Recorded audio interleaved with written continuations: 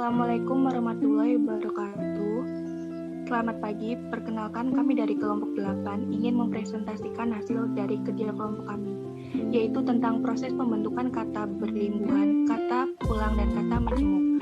Kelompok 8 terdiri dari saya sendiri, Anastasia Dianuratri, Mada Ayuwardina, dan ada Era Yesika dan Manix. Next.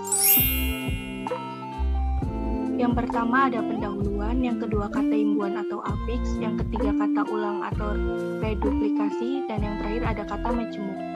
Next.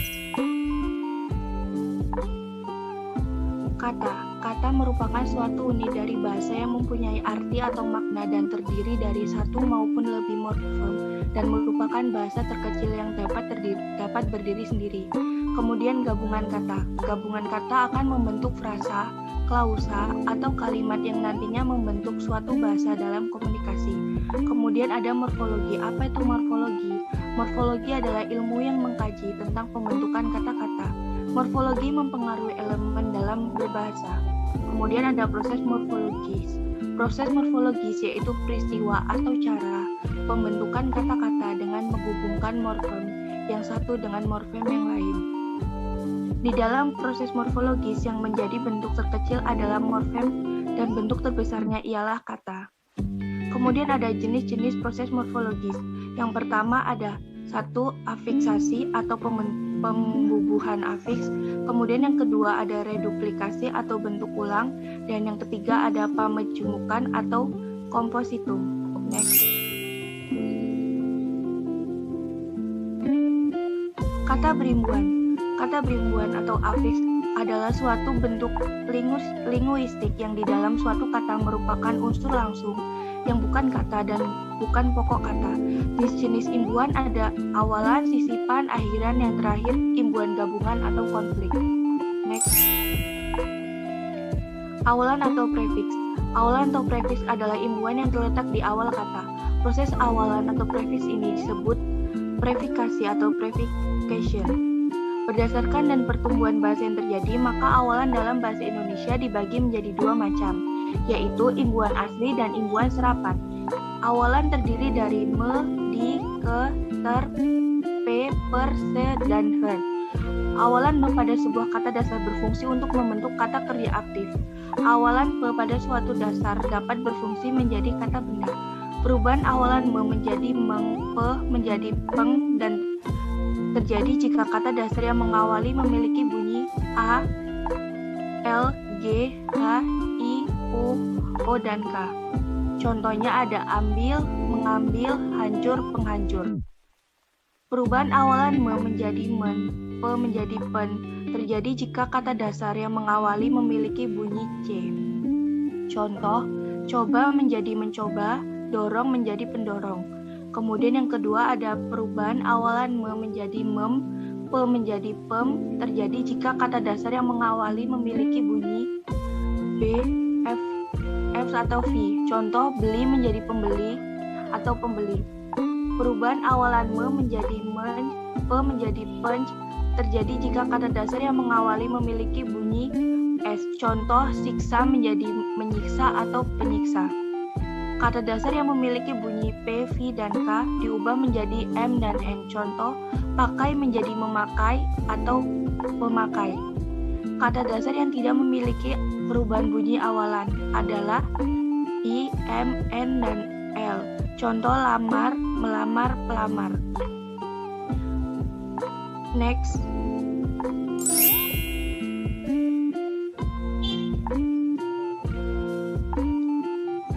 2. Sisipan atau afiks. Sisipan adalah imbuhan yang terletak di dalam kata.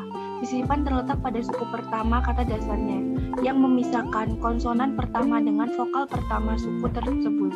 Proses imbuhan kata tersebut disebut infication. Imbuhan yang berupa sisipan seperti l, dan in. Sisipan dapat mempunyai makna antara lain menyatakan banyak dan bermacam-macam. Contohnya, tali temali, artinya terdapat bermacam-macam tali. Gigi gerigi, artinya terdapat bermacam-macam gigi. Sebut atau serabut, artinya terdapat bermacam-macam sabut, kelut, kemelut. Gunung gemunung, artinya terdapat bermacam-macam gunung. Menyatakan intensitas frekuensi, artinya menyatakan banyaknya waktu. Contoh, getar gemetar artinya menunjukkan banyaknya waktu getar atau gerak suatu benda. Guru gemuruh artinya menunjukkan banyaknya waktu guru. Menyatakan sesuatu yang mempunyai sifat seperti yang disebut dengan kata dasarnya. Contoh, kata kerja kinerja artinya sesuatu yang mempunyai sifat sama dengan kerja atau sesuatu sifat kegigihan. Next. 3. Akhiran atau sufiks akhiran adalah imbuhan yang terletak di akhir kata. Dalam proses pembentukan kata ini tidak pernah mengalami perubahan bentuk. Dalam proses pembentukan kata ini tidak pernah mengalami perubahan bentuk. Proses bentuknya ini disebut sufiksasi. Akhiran terdiri dari kata kan, an, i, nya, man, wati, wan, asi, isme, in, wi, dan lainnya. Contoh, an plus pikir menjadi pikiran, in plus hadir menjadi hadirin, wan plus karya menjadi karyawan. Semua akhiran ini disebut sebagai akhiran untuk kata benda. Sedangkan akhiran yang berupa kata sifat seperti if menjadi aktif atau suportif, ik menjadi magnetik atau elektronik, is menjadi praktis dan anarkis, menjadi komplementer, parlementer, wi menjadi manusiawi, surgawi, dan duniawi. Kadang-kadang akhiran yang berupa kata sifat, ada yang berasal dari bahasa Inggris dan ada yang berasal dari bahasa Arab. Contoh, untuk al adalah formal dan nasional, untuk iyah ada alamiah dan batiniah, untuk i ada abadi, alami, hewani, dan rohani, untuk kus adalah politikus. Next. Imbuhan gabungan atau konflik. Yang dimaksud dengan imbuhan gabungan memperkan adalah awalan me, awalan per, dan akhiran kan yang digunakan bersama-sama pada sebuah kata dasar atau pada sebuah bentuk dasar atau bentuk dasar. Pengimbuhannya dilakukan secara bertahap. Mula-mula pada sebuah kata dasar atau bentuk dasar berimbuhan awalan per dan akhiran kan. Contoh pada kata dasar tunjuk. Mula-mula diimbuhkan awalan per dan akhiran kan secara bersamaan sehingga menjadi pertunjukan dan ditambahkan lagi kata awalan me sehingga menjadi mempertunjukkan. Next. Fungsi imbuhan membentuk kata benda yaitu pen, pe, per, ke, isme, wan, sasi, tas, penan, pean, peran, dan kean. Contoh, pelaut, penyapu, wartawan, dan lain-lain.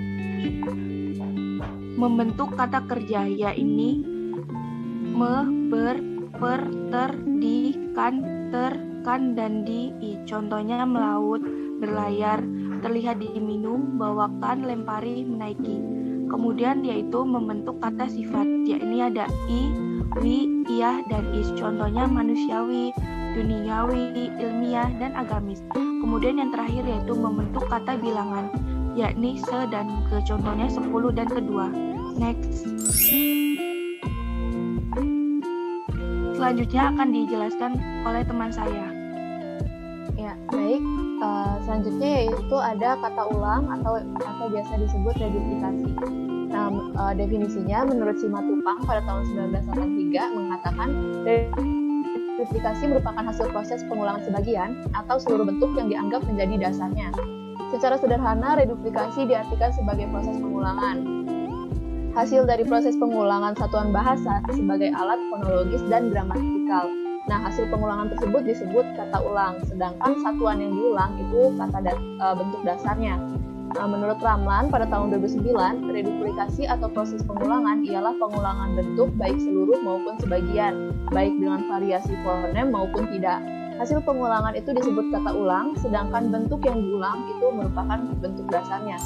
Nah, tipe-tipe kata ulang itu ada bentuk dasar plus kata ulang plus em, ada juga bentuk dasar plus kata ulang plus kata ulang biasa, ada juga bentuk dasar plus kata ulang parsial, ada juga bentuk dasar plus kata ulang dengan perubahan fonem, bentuk dasar plus kata ulang dengan tambahan ber di depannya, bentuk dasar plus kata ulang dengan tambahan men di depannya, bentuk dasar plus kata ulang dengan tambahan men kan, bentuk dasar kata ulang dengan tambahan se di depannya, dan bentuk dasar kata ulang dengan tambahan kean, bentuk dasar kata ulang tipe lain, bentuk dasar kata ulang plus an, kata ulang semantis, bentuk dasar plus kata ulang dengan tambahan ke dan-nya di belakangnya, bentuk dasar kata ulang dengan tambahan men di depannya dan i di belakangnya, bentuk dasar plus kata ulang ditambah men di depannya dan i di belakangnya, bentuk dasar plus kata ulang dengan tambahan men di depannya,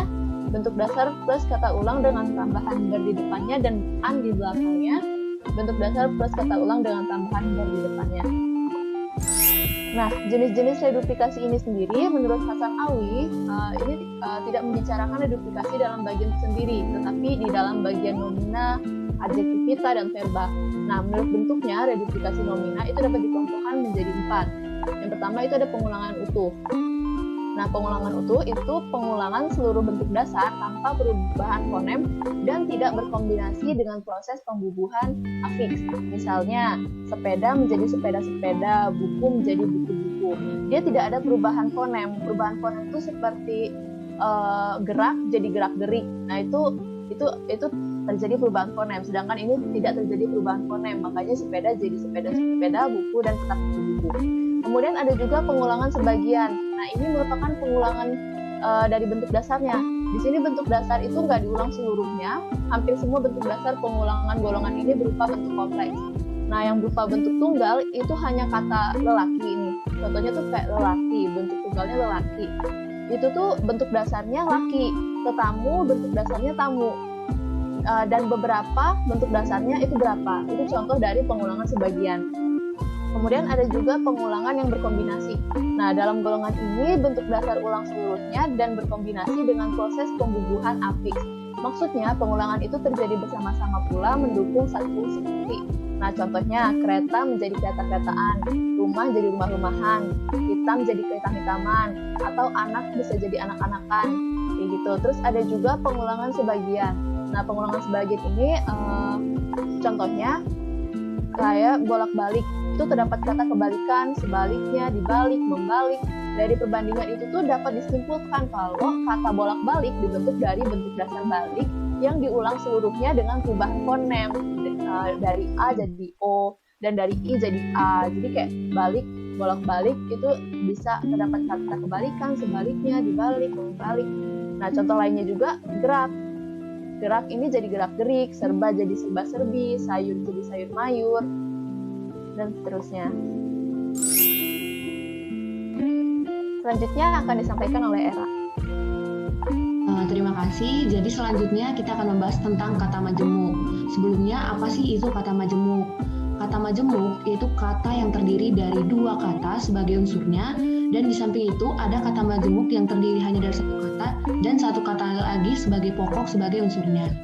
Nah, contohnya itu kayak misalnya daya tahan, daya juang, kamar tunggu, kamar kerja, ruang baca, dan sebagainya. Next. Nah, di dalam kata majemuk ini terdapat beberapa pembagian. Yang pertama, itu ada kalimat majemuk setara atau koordinatif. Kalimat majemuk setara atau koordinatif yaitu gabungan dua pokok pikiran atau lebih yang kedudukannya itu setara. Struktur kalimat yang di dalamnya terdapat sekurang-kurangnya dua kalimat dasar dan masing-masing dapat berdiri sendiri sebagai kalimat tunggal. Nah, ada juga nih yang disebut dengan konjungtor. Jadi konjungtor ini merupakan untuk yang berfungsi menghubungkan klausa dan juga kalimat majemuk setara jumlahnya cukup banyak. Nah, jadi untuk konjungtor itu sendiri bisa dilihat di tabel penghubung klausa. Jadi ada yang jenis hubungannya sebagai penghubung, ada pertentangan, ada sebagai pemilihan, dan ada perurutan. Mungkin fungsinya bisa dilihat di tabel, dan juga contoh kata penghubungnya. Kalau misalnya dia penghubung, kata penghubungnya kayak dan, serta, baik, maupun. Nah, kalau misalnya dia untuk menghubungkan jenis hubungan yang pertentangan, itu kata penghubungnya seperti tetapi, sedangkan, bukannya, melainkan. Nah, kalau dia hubungannya pemilihan, itu kata penghubungnya bisa kita pakai kata atau. Terus kalau yang terakhir, kalau misalnya jenis hubungannya itu perurutan kejadian atau apapun, itu bisa kita gunakan kata penghubungnya lalu dan kemudian. Nah, untuk contohnya langsung bisa kita lihat yang pertama, Anto gemar menulis sedangkan Anita gemar menari. Nah, itu kan menghubungkan antara dua kalimat dengan jenis hubungan ada kata sedangkan. Nah, tadi kalau sedangkan kan termasuk jenis hubungan yang pertentangan dan contoh-contoh lainnya. Next. Nah, Kemudian yang kedua, ada yang namanya kalimat majemuk bertingkat atau juga bisa disebut kompleks atau juga subordinatif. Kalimat majemuk bertingkat atau kompleks ataupun bisa disebut juga subordinatif ini yaitu kalimat tunggal yang salah satu jabatannya diperluas membentuk kalimat baru. Dalam kalimat majemuk bertingkat kita mengenal yang pertama ada induk kalimat yang bersifat tetap dan tidak mengalami perubahan. Terus yang kedua itu ada anak kalimat yang dia itu jabatan kalimat yang diperluas membentuk kalimat baru. Nah, untuk mengenali si anak kalimat itu ditandai dengan pemakaian kata, penghubung, dan bila mendahului induk kalimat dipisah dengan tanda baca koma. Nah, bisa kita lihat di tabel di sebelah kanan itu ada jenis hubungan antar klausua, konjungtor, dan fungsinya dalam kalimat majemuk bertingkat. Mungkin bisa dilihat misalnya jenis hubungannya itu tentang waktu. Nah, kata penghubung yang bisa kita pakai itu bisa sejak, sedari, sewaktu, sementara, dan sebagainya. Terus yang kedua mungkin bisa kalau jenis hubungannya syarat.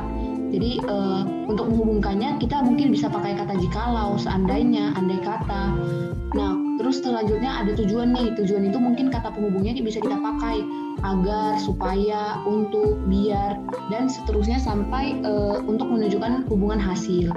Nah, mungkin langsung kita bahas ke contohnya ya. Jadi kalau contoh dari kalimat majemuk bertingkat kompleks subordinatif, misalnya agar koperasi unit desa atau KUD berkembang, perlu dipikirkan penciptaan kader-kader yang tangguh. Nah, di situ ada kata agar. Kata agar ini merupakan suatu jenis hubungan yang menyatakan tujuan, yaitu kata penghubungnya itu ada agar. Nah, mungkin contoh yang kedua itu ketika memberikan keterangan saksi itu meneteskan air mata. Nah, ketika di sini merupakan sebuah kata penghubung dan seterusnya. Next. Adapun kriteria kata majemuk, yang pertama, keeratan konstruksi majemuk sekurang-kurangnya diperoleh dari ciri-ciri satu konstituen yang melibatkan asosiasi yang tetap dengan konstituen lain pada satu konstruksi. Nah, konstruksi memperlihatkan derajat kearatan yang tinggi sehingga termasuk kesatuan yang tidak dapat dipisahkan secara sintaksis berstatus kata. Kemudian, jika satuan itu dipisahkan, maka menjadi berstatus kata. Jadi masing-masing konstruksi akan hilang dari kesatuan sehingga tidak dapat dimodifikasi terpisah dan tidak dapat disisipi apa-apa dengan perubahan makna asli. Berikut daftar pustaka yang kami gunakan dalam pembuatan PPT maupun makalah kami. Sekian presentasi yang dapat kami sampaikan. Apabila ada kesalahan penjelasan, kata maupun perbuatan, kami mohon maaf. Terima kasih.